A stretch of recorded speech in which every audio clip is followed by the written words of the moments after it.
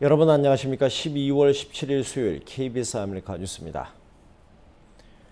미국이 쿠바에 대한 봉쇄 정책을 폐지하고 국교를 정상화하기로 선언했습니다. 외교 협상을 거쳐 조만간 양국 수도에 대사관도 개설됩니다. 워싱턴 이강덕 특파원의 보도입니다. 미국과 쿠바가 그동안의 대결 정책을 버리고 국교를 정상화하기로 했다고 양국이 동시에 전격 발표했습니다. 지난 1961년 국교를 단절한 이후 50여 년 만입니다. 오바마 미국 대통령은 쿠바에 대한 그동안의 봉쇄 정책은 효과가 없었다면서 정책을 바꿔야 한다고 밝혔습니다. Today America chooses to cut loose the shackles of the past so as to reach for a better future for the Cuban people, for the American people, for our entire hemisphere and for the world.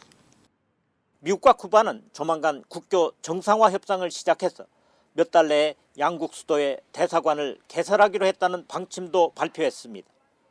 미국 정부는 쿠바에 대해 취해오던 인적, 물적 교류 제한 조치를 풀어서 사실상 자유화했습니다. 쿠바 정부는 스파이 행위를 한 혐의로 그동안 억류해왔던 미국인 앨런 그로스 씨를 5년 만에 석방했습니다. 쿠바 출신 누비오 상원 의원 등 공화당 주요 인사들은 쿠바 독재 정권을 돕고 미국 국익을 해치게 된다며 국교 정상화에 반대 입장을 밝혔습니다. 미국과 쿠바의 관계 정상화 선언 이후 당연 관심은 북한과 미국 관계에도 쏠리게 됐습니다. 워싱턴에서 KBS 뉴스 이강덕입니다. LA시와 경찰국이 미국 전역의 치안기관 중에 최초로 경찰관 몸에 부착시키는 이른바 바디캠을 전면적으로 도입하겠다고 발표했습니다. 연쇄적으로 일고 있는 경찰 과잉 진압 논란을 불식시킬 대안이 될 것이란 판단 때문인데요. 하지만 여전히 논란의 여지는 남아 있습니다. 윤범수 기자가 취재했습니다. LA 경찰국이 경찰복 가슴에 부착시키는 이른바 바디캠을 전면 도입합니다. 시기는 내년 1월부터 센트럴과 뉴튼, 미션 경찰서에 우선적으로 800개의 바디캠이 지급된 이후 내년 여름까지 7,000개의 바디캠을 추가로 구입한다는 계획입니다. 이는 9,900명 규모의 LAPD 전체 인력 중 일선 현장에 투입되는 경관 전원에게 바디캠 장착을 의무화시키는 것으로 미 전역의 치안기관과 법 집행기관 중에선 처음으로 시도되는 것입니다. 적지 않은 예산을 들여 바디캠을 전면 도입하는 이유는 단 하나, 최근 불거지고 있는 경찰 과잉 진압 논란을 불식시키기 위한 것입니다. Recent and tragic events throughout this country have underscored the importance of having as clear a vision for constitutional policing, for accountability, and for strong community relations as possible. 애초에 경찰 업무 중에 모든 대화 내용과 현장의 상황이 고스란히 기록되면 과잉 진압 논란도 퍼거슨 씨 사태와 같은 각지의 항의 시위도 없을 것이란 판단입니다. 하지만 반대로 이와 같은 조치가 오히려 범죄 발생 시 경찰의 정당한 대응을 위축시키거나 상황에 따라 시민들을 향한 관용 없는 처벌로 이어질 수 있다는 부정적 여론도 없지는 않습니다. 이를 의식하듯 LA 경찰 당국도 이번 바디캠 도입이 공정한 치안 업무 외에 경찰과 시민 사이의 신뢰 회복으로 이어지기 위한 조치라는 점을 강조했습니다. It says a lot about how much faith we have in our cops. And it says even more about how much we value the way we treat the public. LA 경찰위원회는 현재 바디캠 구입과 유지 비용이 향후 2-3년간 $1,000,000에 달할 것으로 보고 있습니다. LA 경찰의 바디캠 장착은 미 전역 대도시를 중심으로 한 치안기관들의 선례가 될 전망입니다. 성공적일 경우 다른 곳으로도 확대 보급될 것으로 보입니다. KBS 뉴스 윤범수입니다. 오바마 대통령의 이민개혁안에 따라 미국 내의 불법 체류자들이 합법적으로 운전면허증을 딸 수 있게 됐습니다. 미국 연방대법원은 오늘 대법관 6대3으로 불법 체류자에게 운전면허 발급을 중단하는 애리조나 주지사의 행정명령이 무효라는 연방 제9항소법원의 결정이 적법하다고 판결했습니다. 대법원의 이번 판결은 오바마 대통령의 이민개혁안을 둘러싸고 연방정부와 일부 주 사이의 대립에서 연방정부의 손을 들어준 것으로 이민 문제가 연방정부의 위임사항임을 분명히 한 것이어서 주목되고 있습니다.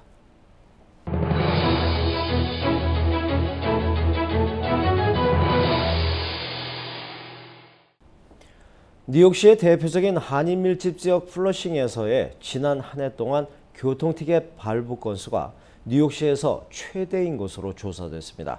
김일강 통신원입니다. 뉴욕의 대표적인 한인 밀집 지역 플러싱.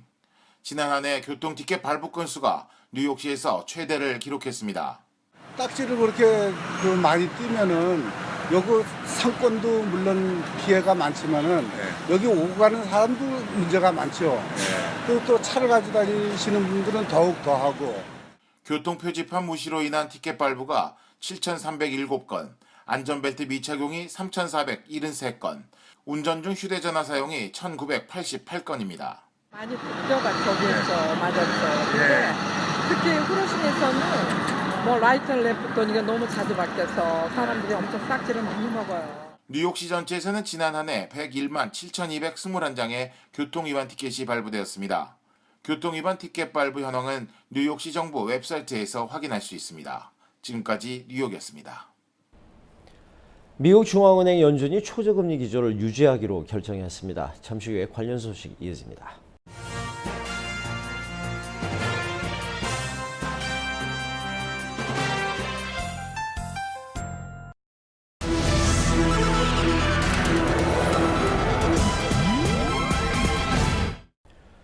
미국 중앙은행 연준이 초저금리 기조를 유지하기로 결정했습니다.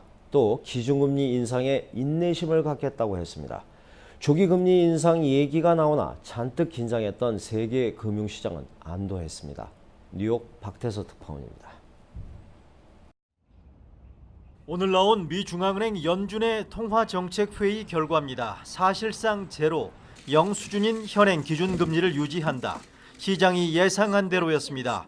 관심을 모은 연준 성명은 다음 부분입니다. 통화정책 정상화에 인내심을 갖겠다.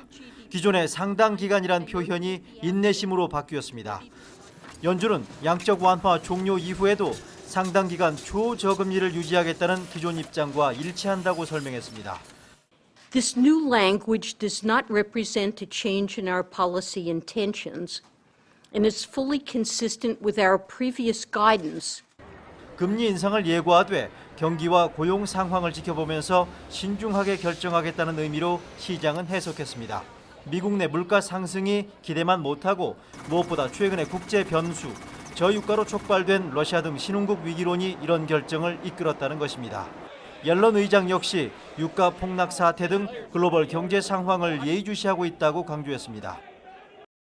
조급하게 금리를 올리지 않겠다는 연준의 결정을 금융시장은 반겼습니다. 오늘 다우지수 등 미증시 3대 지수는 모두 1% 이상 큰 폭으로 뛰어올랐습니다. 뉴욕에서 KBS 뉴스 박태서입니다. 김정은 북한 국방위원회 제1위원장의 암살 시도를 다룬 코미디 영화 인터뷰의 뉴욕 시사회가 결국 취소됐습니다. 개봉을 앞두고 일부 극장도 상영 계획을 취소했지만 극장에 대한 실질적인 테러 정보는 없다고 미국 보안 당국자들은 밝혔습니다. 김한주 특파원의 보도입니다. Kim Jong-un wants to do an interview with Dave Skylark? He's a fan. 김정은 위원장의 암살 시도를 코믹하게 다룬 영화 인터뷰의 뉴욕 시사회가 취소됐습니다. 미국 대형 극장 체인인 카마이크도 인터뷰 상영 계획을 취소했다고 미국 언론들은 전했습니다. 제작사인 소니는 개봉 방침에는 변화가 없지만 극장 측이 자체적으로 상영을 취소할 경우 반대하지 않겠다는 입장인 것으로 전해졌습니다. They're threatening the families of Sony employees. I mean, this has taken hacking to a level that we've never seen before. 소니사를 공격한 해커들은 최근 인터뷰가 개봉되면 세계가 공포로 가득 찰 것이라면서 9.11 사태를 기억하라고 협박했습니다. 미국 보안 당국자들은 그러나 극장에 대한 테러를 시사하는 확실한 정보는 없다는 입장입니다. People should not be afraid to go to the movies in Los Angeles. We have no credible threat. We are well aware of the emails that have gone back and forth, and we will take. 미국 중앙은행이 오늘 제로 수준인 초저금리 정책을 유지하기로 하면서 뉴욕 증시가 큰 폭으로 올랐습니다. 원달러 환율은 1,101원 50전입니다.